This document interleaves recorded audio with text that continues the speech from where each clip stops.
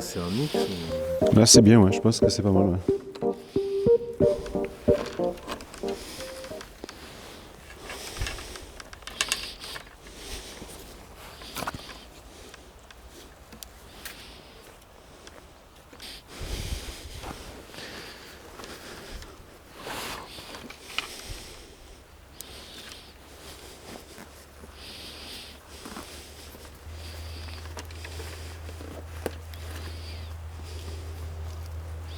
Celle-là, là, elle couvre pas celle-là.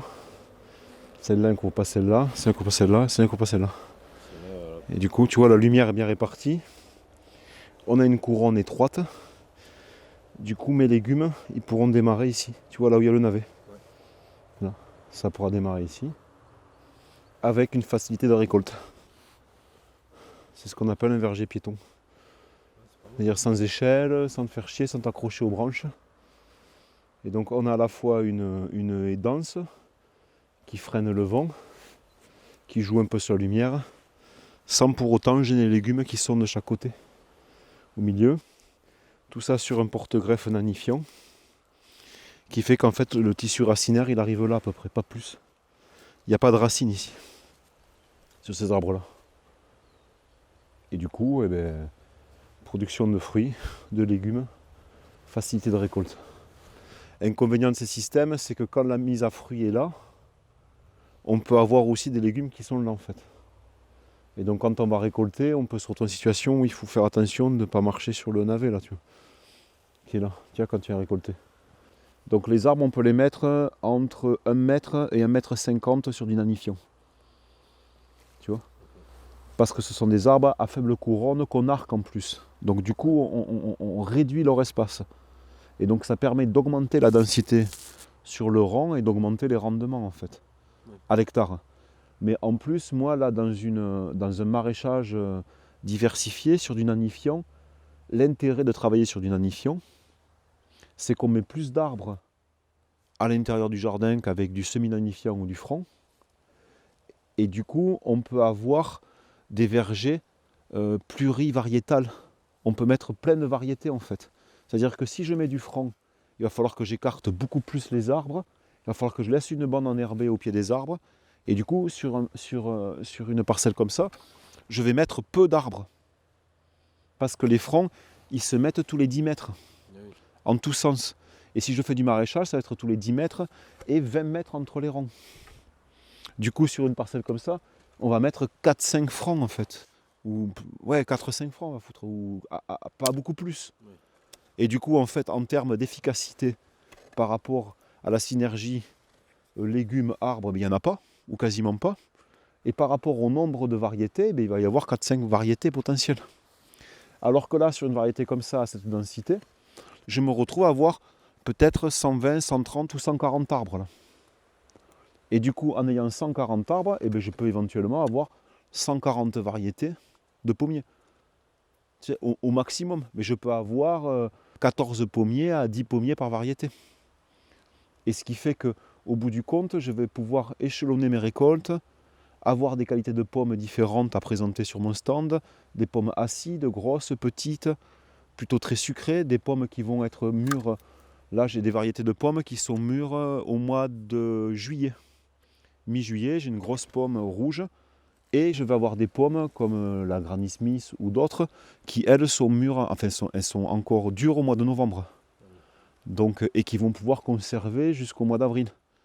Et du coup, je vais me retrouver avec des pommes craquantes, sans frigo, qui vont être bonnes à manger à partir de août jusqu'à mars, avril. Parce que je peux introduire à l'intérieur de mon verger, par la densité et le faisceau nanifiant, une trentaine ou une quarantaine de variétés en ayant des quantités suffisantes par variété parce qu'il va y avoir 4-5 arbres de représentés par variété. Et donc sur un marché de détail comme le mien, à écoulement faible hebdomadaire, en fait en plus je peux échelonner ma vente, ce qui fait qu'au bout de la saison, j'aurais quand même écoulé une grosse quantité alors que j'avais un écoulement hebdomadaire petit. Tu vois ? Et du coup c'est ça l'intérêt aussi de travailler sur du nanifiant à l'intérieur du jardin. Donc le premier, c'est qu'on peut avoir vraiment un effet de haie et de protection sur les légumes parce qu'on augmente la densité sans concurrencer. Et le deuxième, c'est qu'on va pouvoir introduire beaucoup plus d'arbres et donc beaucoup plus de variétés et qu'on va pouvoir échelonner sa récolte, échelonner sa vente sur toute la saison. Contrairement à du franc ou du semi-franc.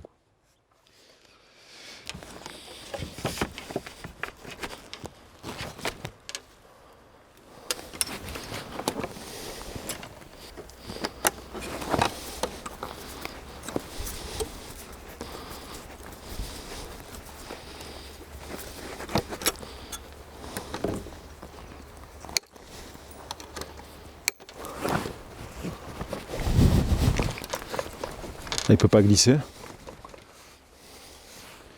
Quand on pose les bambous, il faut faire en sorte qu'ils tiennent comme ça et qu'ils ne glissent pas sur le côté. Pour que quand on attache l'arbre, en fait, il n'ait pas tendance à venir vers là ou vers là avec le poids du fruit, ou qu'il ne glisse pas sur le côté ou l'autre. Pour que l'axe reste bien en axe, en fait. Là, quand on voit les arbres, celui-là, il a tendance à avoir plus de vigueur que l'autre d'à côté. Et donc sûrement deux variétés différentes. Sur du pommier, parce que sur tout le verger, il y a 120 variétés de pommiers qui sont à l'intérieur de ce verger. Et donc du coup, on a des vigueurs différentes. Alors il est non seulement multispécifique, mais en plus multivariétal, quoi. Et du coup, cet arbre-là, il a tendance à prendre plus de place que l'autre. Il n'a pas le même port, on voit. Celui-là, il est beaucoup plus érigé.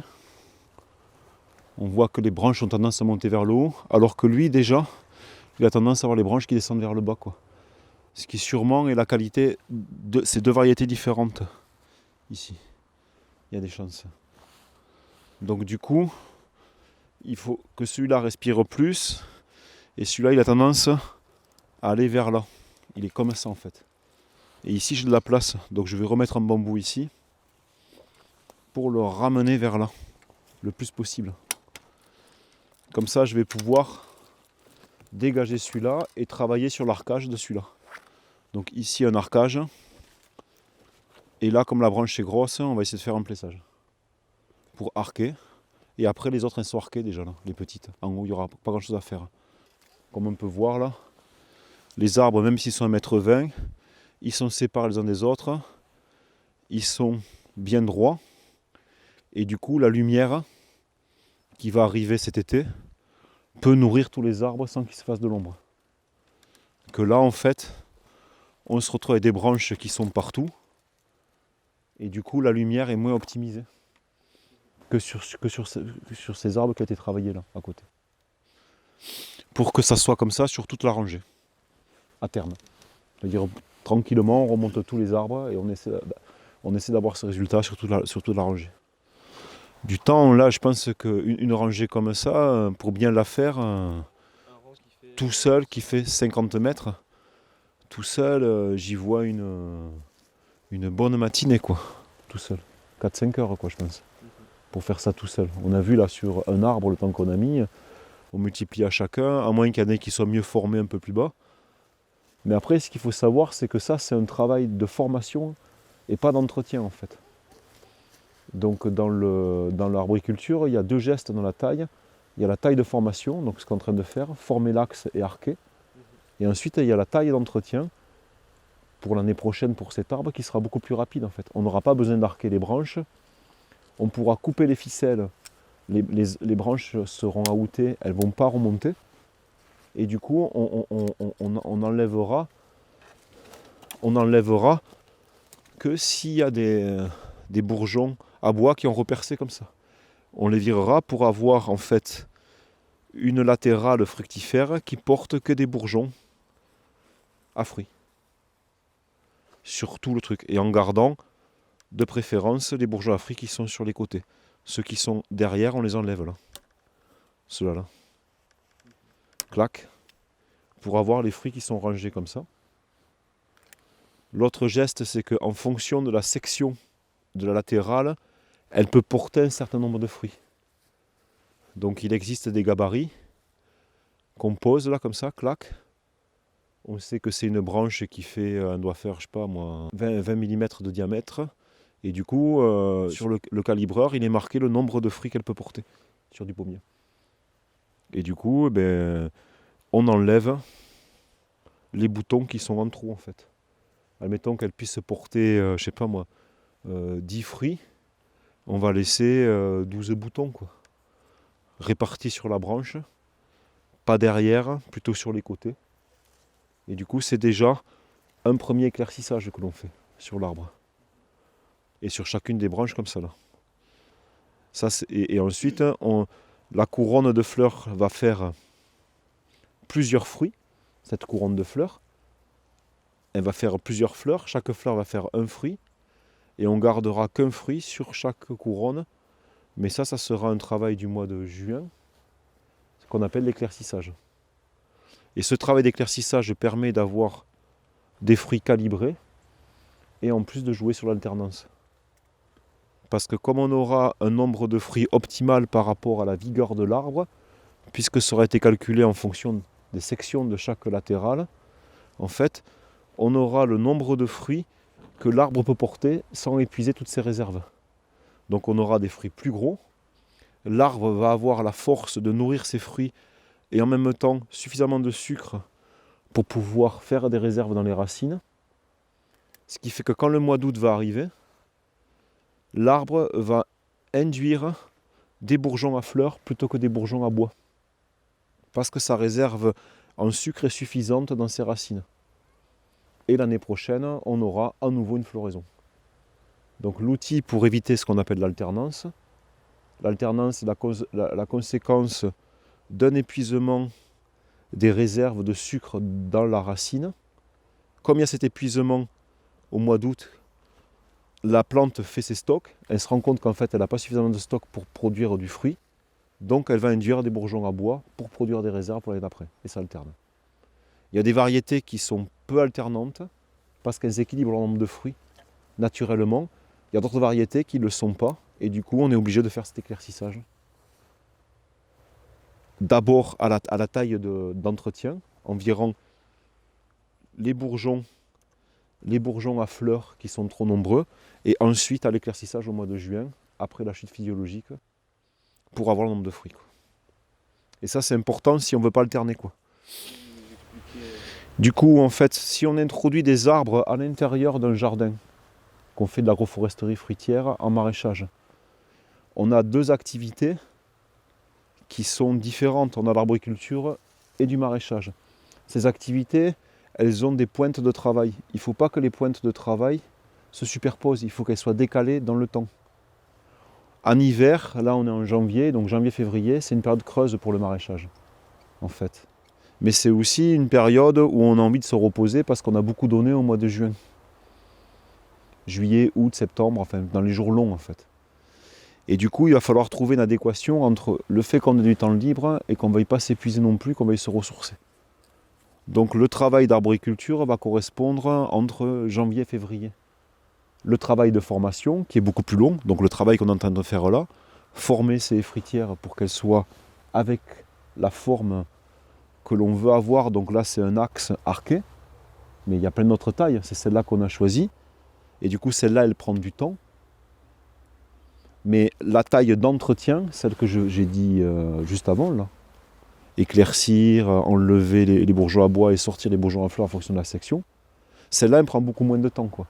Donc les premières années, les années où on forme l'arbre, ça va nous prendre beaucoup plus de temps que les années où on va entretenir l'arbre.